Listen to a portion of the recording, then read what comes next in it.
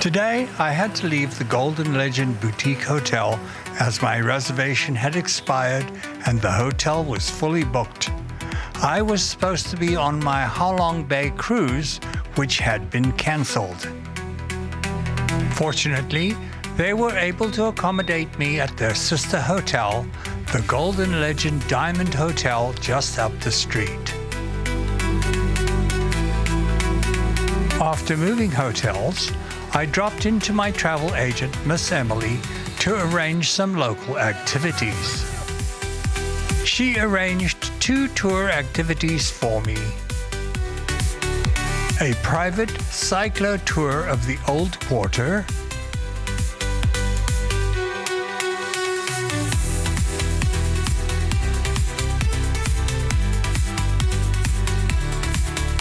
and a small group Old Quarter food and train street walking tour.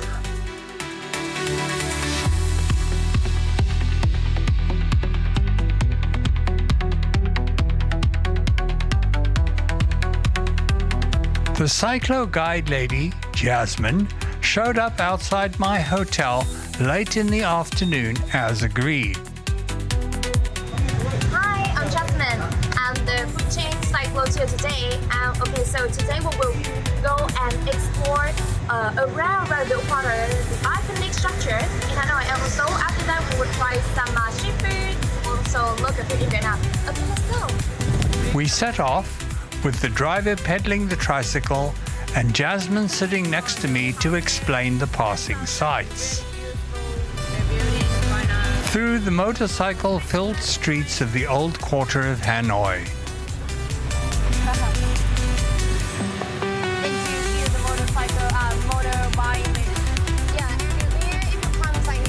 There was a metalworking area with many store fixtures on offer. Various souvenir shop suppliers,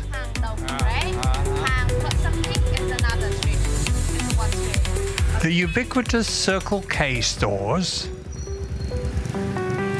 an endless array of spas and massage places, coffee shops and travel agents. Past the door store district with lots of locks and hardware on offer. The fabric, zipper and button store area. This is the clothing parts area.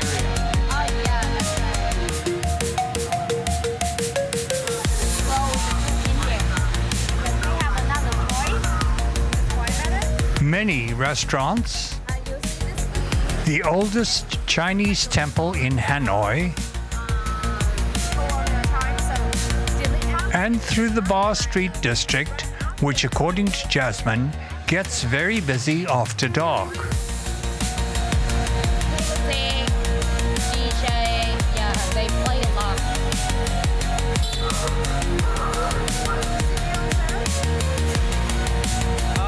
Finally, to my travel agent's office where the Cyclo tour ended.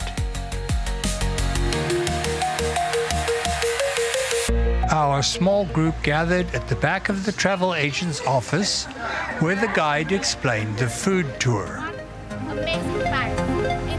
We walked over to St. Joseph's Cathedral.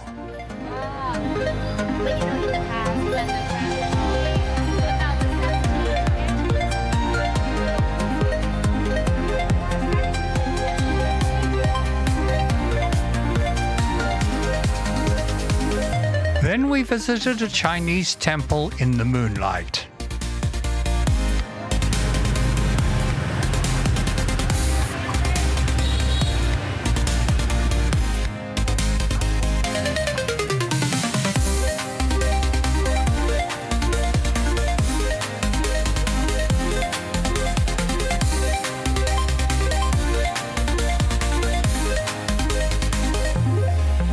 And walked through some of the winding back alleys of Hanoi.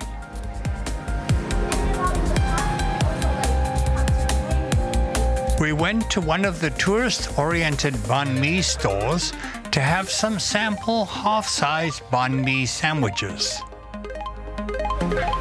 Then we walked a few blocks to a small restaurant that served authentic Vietnamese rice paper pancakes. And mushroom here really quickly, and then press really lightly to not break the rice paper, and then we wait until 20 seconds. Which the restaurant owner made fresh for us.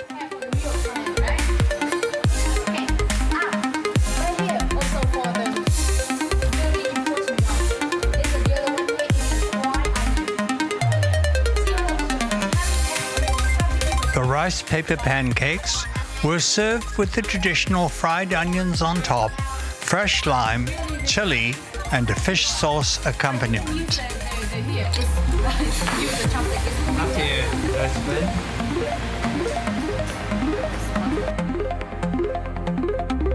For our next stop, we moved on to Maya Kitchen, located upstairs in a back alley.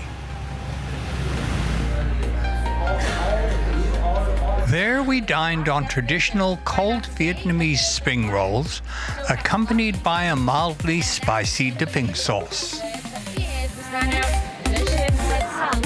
And a big bowl of noodles with vegetables.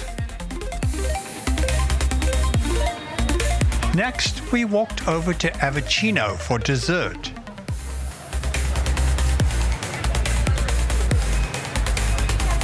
Where we were served their signature pureed avocado and ice cream topped with cornflakes, dessert in a glass.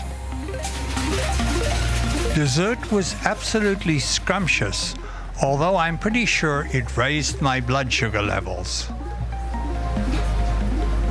We had to rush to finish the dessert in order to get to the train street on time.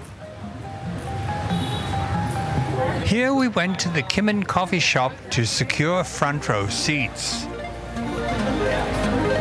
The brightly lit, narrow and curvy street had railway tracks running down the center.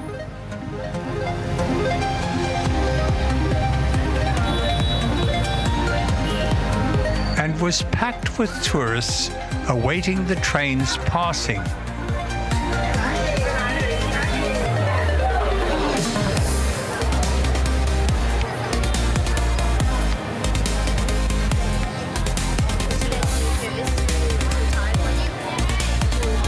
The sound of a distant train horn heralded the imminent train transit, which sent people rushing to clear the tracks and take up their viewing positions. With multiple blasts of the horn, the train rumbled noisily past, to the delight of the assembled masses and even some scattered applause.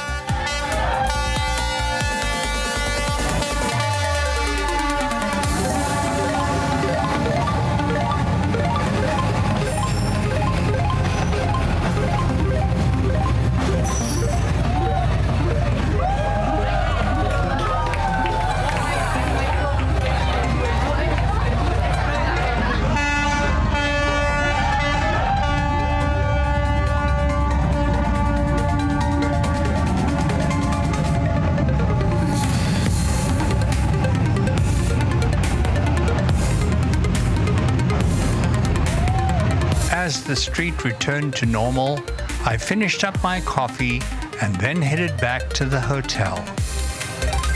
Thanks for watching. Please like, subscribe, and share.